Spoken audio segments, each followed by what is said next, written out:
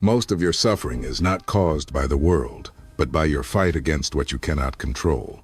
Imagine a man standing in the middle of a violent storm. The wind howls, the rain lashes against his face, lightning splits the sky. He clenches his fists and screams at the storm to stop. But the storm does not listen. It never will. The harder he fights, the weaker he becomes. This image is not about the weather. It is about how we live. We fight the uncontrollable, we drain ourselves, and we wonder why peace never arrives. The Stoics uncovered a truth that is as relevant today as it was 2,000 years ago. Life is divided into two domains. The first domain is what is within your control. Your choices, your actions, your attitude, your response. The second domain is what is outside your control. The weather, the opinions of others, the past, the twists of fate. Marcus Aurelius, the philosopher emperor of Rome, wrote, "You have power over your mind, not outside events. Realize this, and you will find strength." Marcus did not write these words from a palace garden. He wrote them while leading armies, surrounded by disease, betrayal, and chaos. He knew firsthand that no emperor could command the storm of politics or the treachery of men. But he also knew that his mind was his true kingdom. That kingdom no one could take. Seneca, the Stoic writer and statesman, faced exile, illness, and the threat of death. He reminded himself, we suffer more in imagination than in reality. He could not control the decree of the emperor, but he could control his reaction. He chose calm over despair, wisdom over panic. He chose freedom inside, even when chained outside. Now bring this to our time. Think of an athlete. She cannot control how the referee will judge or how the weather might change. She cannot control her opponent, but she can control her preparation, her focus, her attitude.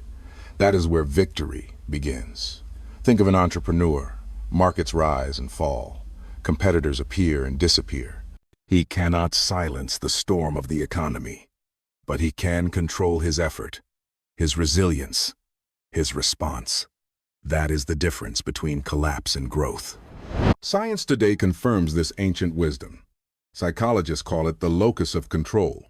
People who focus on what they can influence experience less stress, greater resilience, and more success.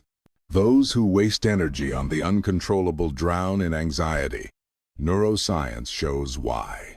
When you try to fight what you cannot change, stress hormones flood your body, raising cortisol, stealing sleep, corroding health. But when you act where you have power, your brain rewards you with dopamine, the chemistry of progress and peace. Here is a punchline.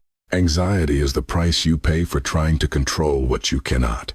Peace is the gift you receive when you focus only on what you can. Now reflect. How many nights have you lost sleep replaying conversations you cannot change? How many hours have you wasted worrying about what others think, when their mind was never yours to command? Try this practice. Take a sheet of paper and draw two columns. On the left, write what I can control. On the right, write what I cannot. Place your energy only on the left. That simple act can change your life. The Stoics did this exercise in their own way. They reminded themselves each morning, today I may meet arrogance, betrayal, loss. These are not in my control, but how I meet them, that is mine. At night they reflected, where did I waste my energy on what was not mine to command? Let me give you a more extreme story. A man once lost everything in a single day. His job, his home, even his family turned away. He stood on the edge of despair, ready to end it all. But then he remembered something he had read. Control what you can, release what you cannot. He decided he could not control the past or the cruelty of others, but he could control one thing, his next step. He found a shelter, then work, then slowly rebuilt his life. That single choice to release what he could not control saved him. Peace is not found in controlling more. Peace is found in letting go. To let go is not weakness, it is power. Because when you release the impossible, you unleash all your strength on the possible. Here is another punchline. Peace begins the moment you stop fighting reality. Picture the man in the storm once again. At first he screams and fights, but then he stops. He builds shelter. He waits. When the storm passes, he walks forward, stronger, wiser, unbroken. That is Stoic strength. So, take this truth with you today. When you feel anger, ask, is this mine to control? When you feel fear, ask, is this within my command? Place your energy where it belongs, in your choices, your actions, your responses. That is where freedom lives. This is the first step on the Stoic path, the discipline of control, the art of letting go. Master this, and you will carry a fortress of peace wherever you go. But this is only the beginning, because once you release what you cannot control, the next challenge is even greater. It is learning to live in the only place life ever truly happens, the present moment. In part 2, we will discover the power of presence, living in the now. Most people never live a single day of their life. They wander between regret for yesterday and fear of tomorrow, while the gift of now slips through their hands. The past is gone, the future is uncertain, the present is the only ground you can stand on. Yet how often do we miss it? The Stoics taught that presence is the foundation of peace. Marcus Aurelius wrote, "Never let the future disturb you. You will meet it with the same weapons of reason that today arm you against the present." In other words, you are always equipped for this moment. Seneca wrote, "Life is long if you know how to use it." He warned that we waste our lives as if we had countless tomorrows, forgetting that today is the only day we truly possess. Imagine a man sitting calmly in the middle of a crowded street. Cars rush by. People blur into shadows. Chaos surrounds him. Yet he remains still, breathing, present. While others drown in noise, he owns his mind. That is presence. Presence is not escape. It is attention. It is the ability to notice the world as it is, without being dragged by the illusions of memory or fear. A child chasing butterflies lives in presence. A craftsman shaping wood with steady hands lives in presence. An athlete focusing on each breath lives in presence.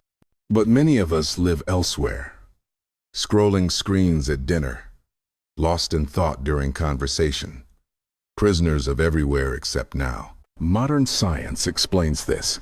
The human brain has what neuroscientists call the default mode network. When idle, it wanders to the past or the future. It replays old wounds, rehearses possible dangers. This wandering fuels stress and anxiety. But mindfulness, the practice of returning to the present, shifts the brain to regions that calm anxiety and increase clarity. Gratitude, focus, creativity, all rise in the now. Here is a punchline. Fear lives in the future. Regret lives in the past. Peace lives in the now. Ask yourself, how many meals have you eaten without tasting them? How many conversations have you half-lived while staring at a screen? If today were the only day you had, would you live it differently? The Stoics trained for presence. They wrote in journals to reflect on the day. They reminded themselves that death could come at any time, not to frighten themselves, but to sharpen their focus on life. Marcus told himself, "Do not act as if you will live 10,000 years. Death hangs over you. While you live, while you can, be good." Let us take a more extreme example. A man lying in a hospital bed told he has only weeks to live. Suddenly, every breath matters. Every touch, every laugh, every moment becomes precious. Why wait until the end to discover the value of now? You can practice presence today. Start with conscious breathing. For 1 minute, focus only on the rise and fall of your breath. When thoughts intrude, return gently. Try mindful eating. Taste every bite, or try a gratitude walk.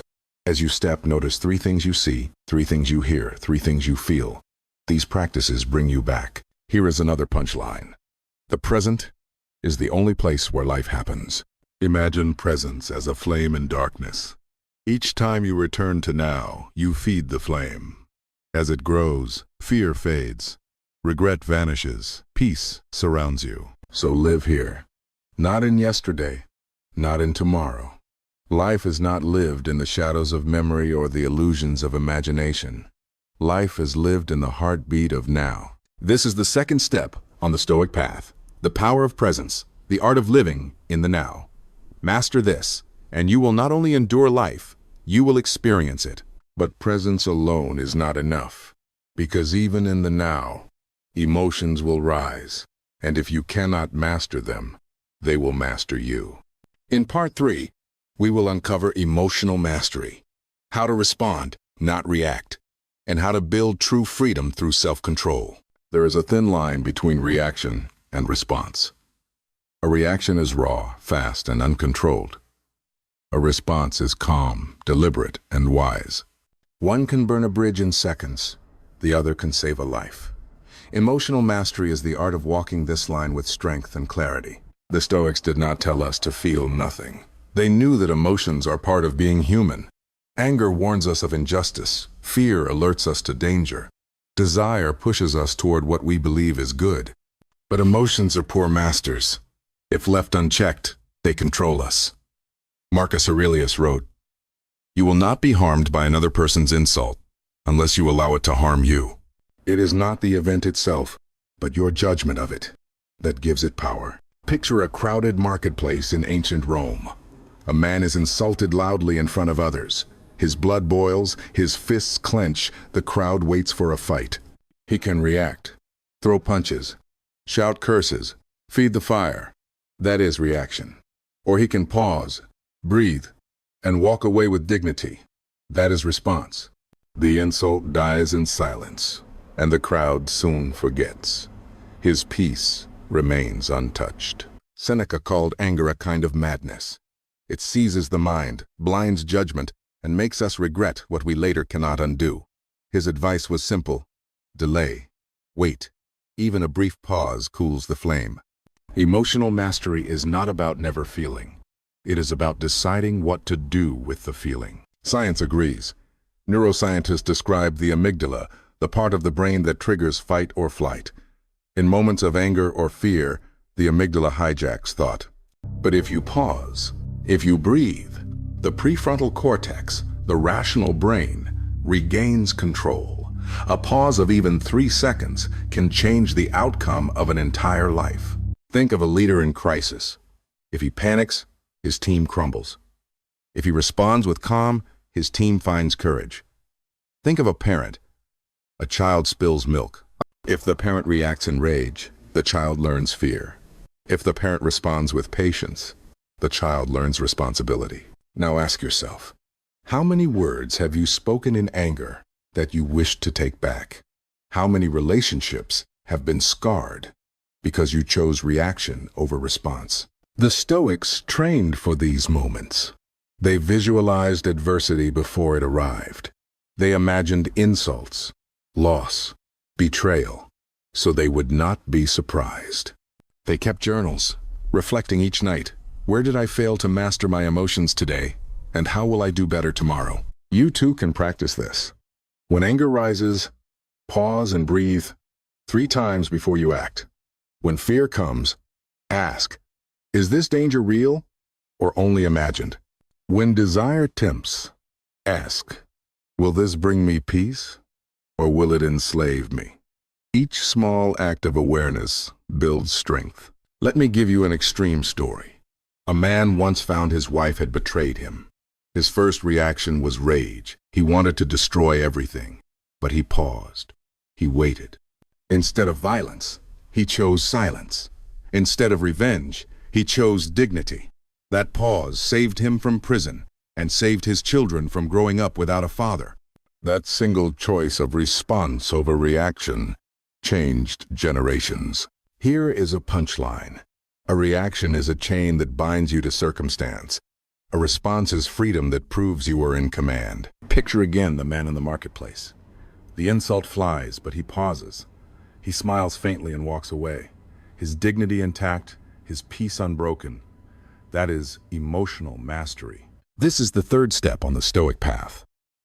Master your emotions, and you master your life. In the next step, we will explore simplicity, the art of needing less, and the freedom found in living with clarity instead of clutter. The world shouts at you every day. More money, more possessions, more recognition, more. But the more we grasp, the heavier we become. The Stoics saw this trap clearly. They taught that freedom is not found in having more, but in needing less. Seneca wrote, "It is not the man who has too little who is poor, but the one who always craves more. A man satisfied with simple bread is richer than a king who is never content with banquets." Simplicity is not poverty. It is clarity. It is choosing what matters and letting go of what does not. Imagine two rooms. The first is filled with objects, gold, jewels, endless clutter. It is heavy with noise and distraction. The second has only a wooden table and a single candle. The candle burns with steady light. The air feels calm. Which room offers peace? Which allows the soul to breathe? Marcus Aurelius, Emperor of Rome, lived in palaces but reminded himself daily that life requires little. He slept on simple beds and ate simple meals. He knew that luxury easily turns into chains. Simplicity kept him free. Modern science echoes this wisdom. Studies show that cluttered environments increase stress and reduce focus. People surrounded by too many choices become paralyzed and unhappy. But those who simplify experience greater clarity, peace, and energy. The brain thrives on focus. Simplicity gives it that gift. Now think of your daily life. The buzzing of phones, the endless scroll of screens, the pressure to keep up with what others display. All of this steals your presence. Simplicity is not only about possessions, it is also about thoughts. What do you carry in your mind? What worries do you feed? Ask yourself, what do I truly need to live well? Is it endless consumption? Or is it health, love, peace, and clarity? If you lost everything but kept your wisdom, your courage, your character, would you not still be rich? The Stoics practiced simplicity through voluntary discomfort. They would sometimes sleep on the floor, eat the plainest food, wear rough clothing, not because they hated comfort, but because they wanted to prove to themselves, I can endure this. I do not depend on luxury. When fortune removes comfort, I remain strong. You too can practice this. Try one meal of simplicity. Just bread, just water. Notice that you survive. Try one day with no unnecessary screens. Notice the clarity it brings. Remove one object from your room that you do not need. Each act of less makes space for more peace. Let me give you a deeper story.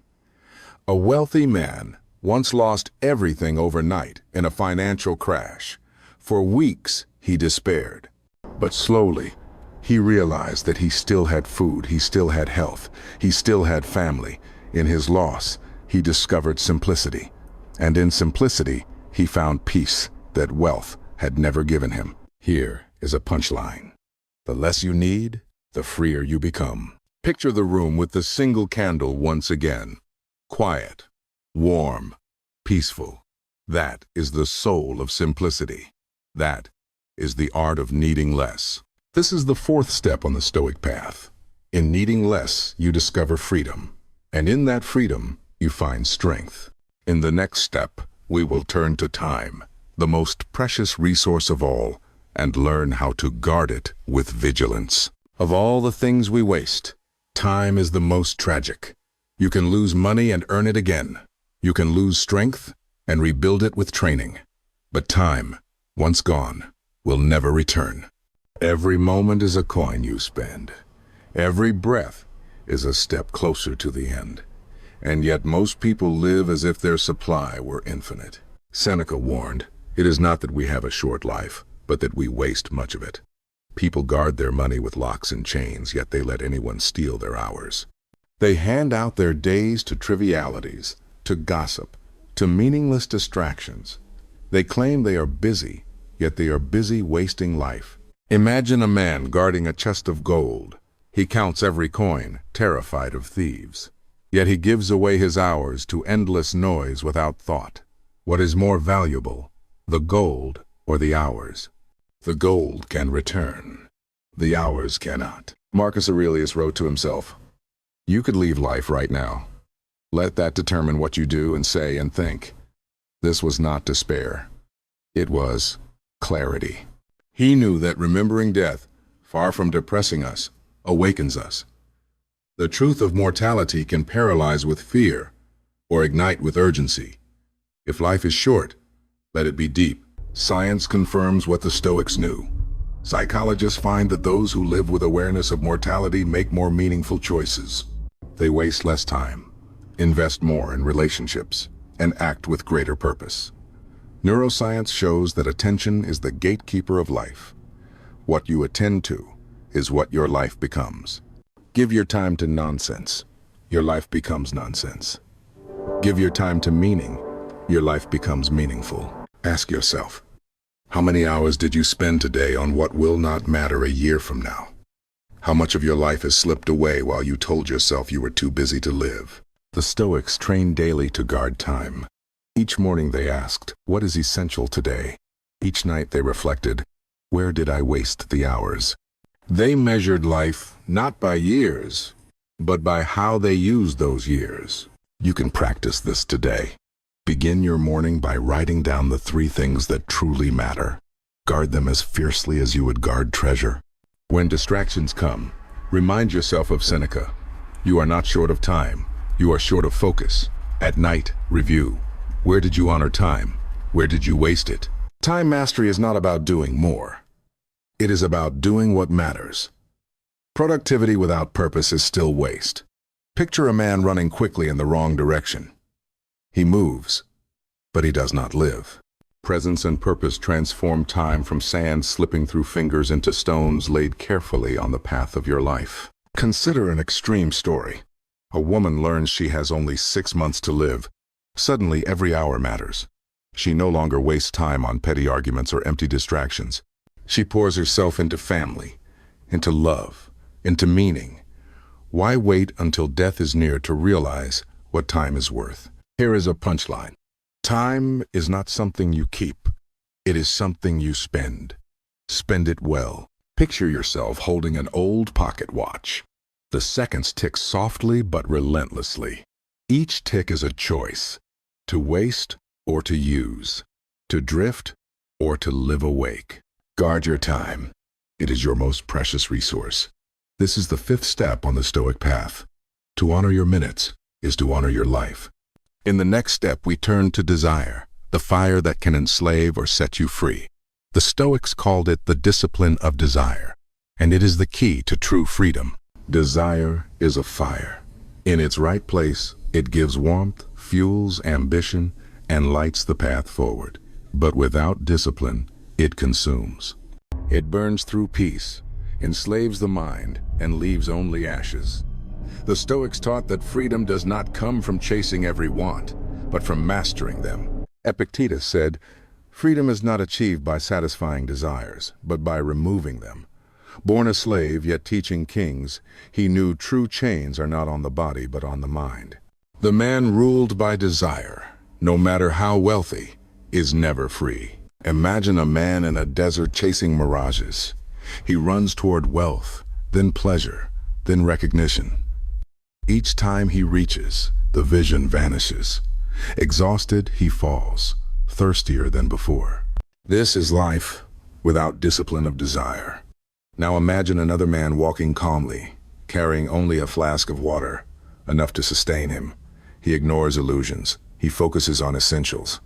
That is freedom.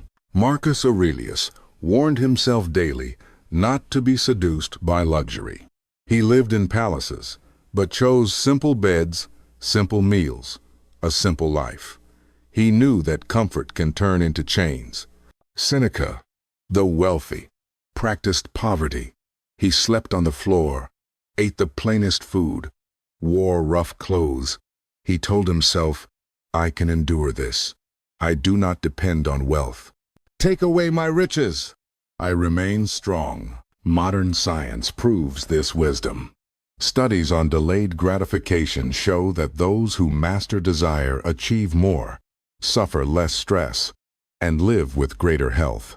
Neuroscience reveals that every time you resist unnecessary craving, you strengthen the circuits of self-control.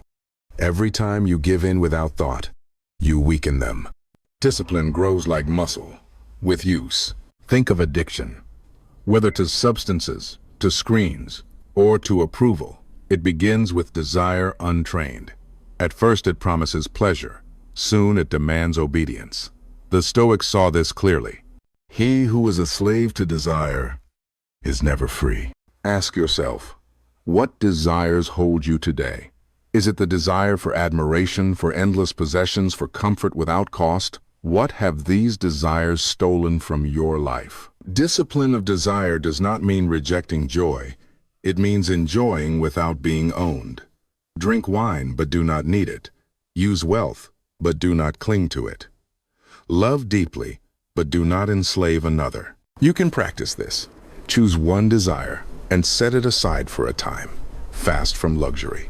Sleep on the floor. Go one day without seeking approval on a screen. Notice that you survive. Notice that you grow stronger. Here's an extreme story. A young man obsessed with gambling lost everything, money, friends, even family. Only when he learned to walk away, to master his craving, did he rebuild his life. He found that real freedom was not in winning games of chance, but in winning mastery over himself. Here is a punchline. The man who controls desire walks calmly in a world of fire. Picture a warrior holding back a wild horse. The horse is strong and wild, but his calm strength guides it. Desire is the horse, discipline is the reins. Without reins, the horse destroys. With reins, it carries you far. Freedom is not found in chasing every want. Freedom is found in mastering them. This is the sixth step on the Stoic path. To discipline desire is to reclaim your life.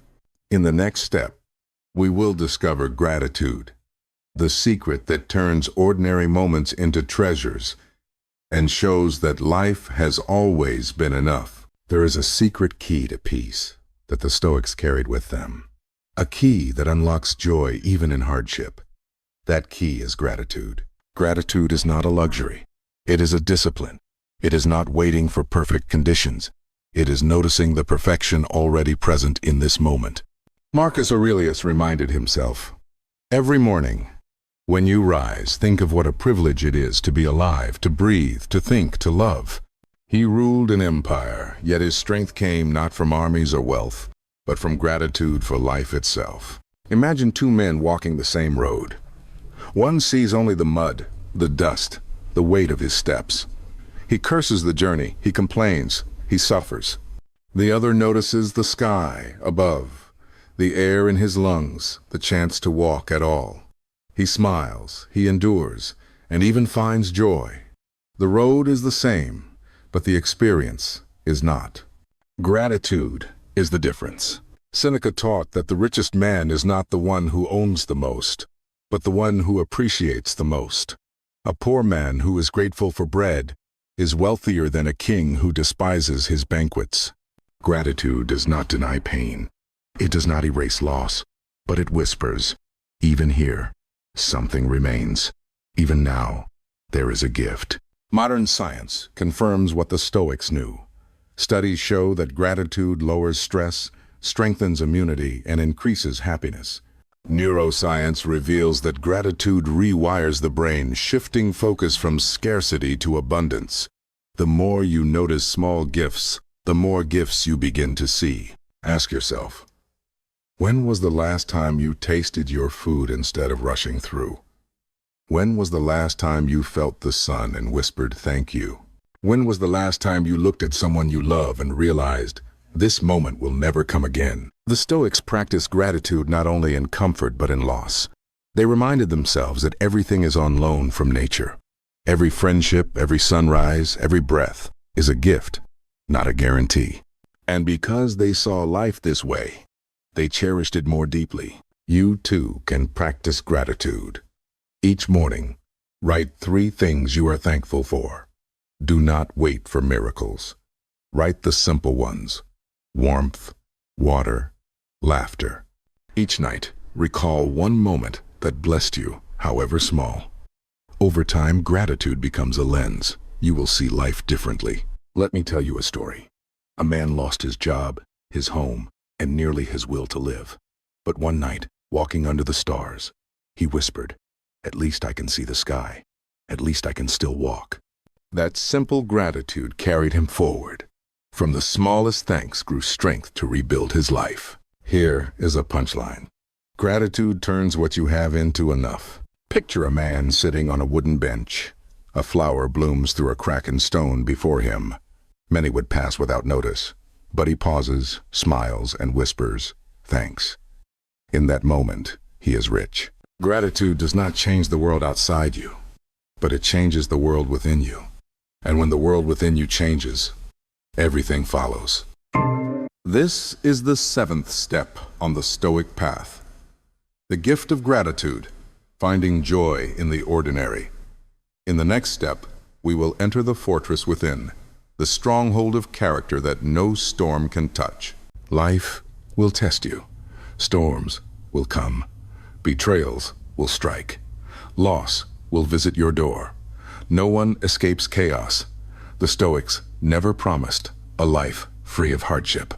They promised a way to endure it, a way to rise above it, a way to carry peace even in war.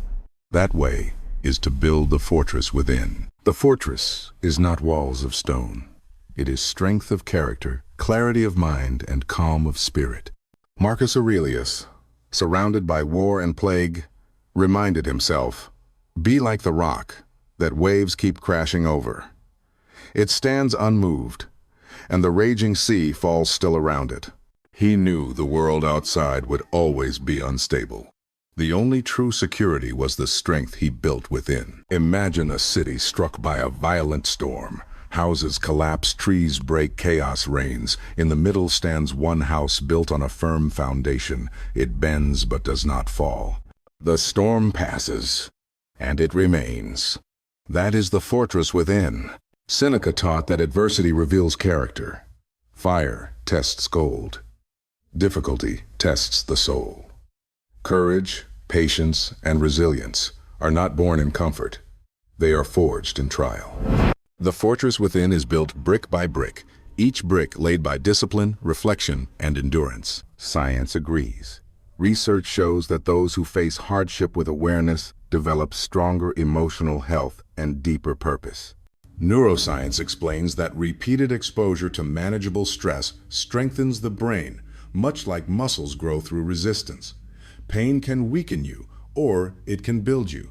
The choice is how you face it. Think of those you admire most. Rarely are they people who lived easy lives. They are the ones who walked through fire and emerged unbroken.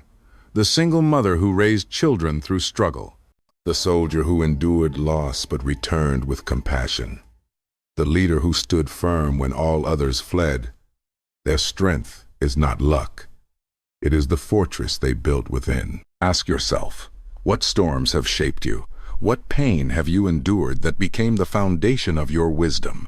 Have you cursed the storm, or have you used it to lay bricks for your fortress? The Stoics trained to expect difficulty. They practiced premeditatio malorum, the premeditation of evils. They imagined loss, insult, and hardship so when it arrived, they would not collapse. They would be ready. Instead of being surprised, they would stand. You too can practice this. Begin each day reminding yourself, today I may meet ingratitude, betrayal, or loss. But none of this can destroy my inner fortress unless I allow it. At night, reflect. Where was I tested? How did I stand? Each day you train, the walls grow stronger. Here is a story. A man lost his home in a natural disaster. Everything he owned was gone. Yet, he told his children, "We still have each other. We still have our courage. We still have our minds." He refused to let the storm inside. That inner fortress carried his family through the chaos. Here is a punchline. You cannot stop the storm, but you can build a fortress it cannot touch. Picture a man standing in the middle of a raging storm. Lightning flashes, thunder roars, rain lashes against him, yet inside his chest burns a fortress of light. The storm rages, but it cannot touch the flame. That is the fortress within. Chaos will always exist, but peace is possible for those who build strength where no storm can reach. This is the 8th step on the Stoic path, building inner strength in chaos. In the next step, we will face the courage to endure, to turn pain into power, and to discover that suffering itself can be transformed into. You have walked the path. You have learned to release what you cannot control, to live fully in the present, to master emotions, to embrace simplicity, to guard your time, to discipline desire, to find gratitude in the ordinary, to build a fortress within, to endure suffering with courage, and to live with purpose and peace. This is the Stoic path. Not a philosophy for dusty books, but a way of living, a way of walking through storms with unshakable calm. The world outside may remain chaotic, but the world within can remain unbroken.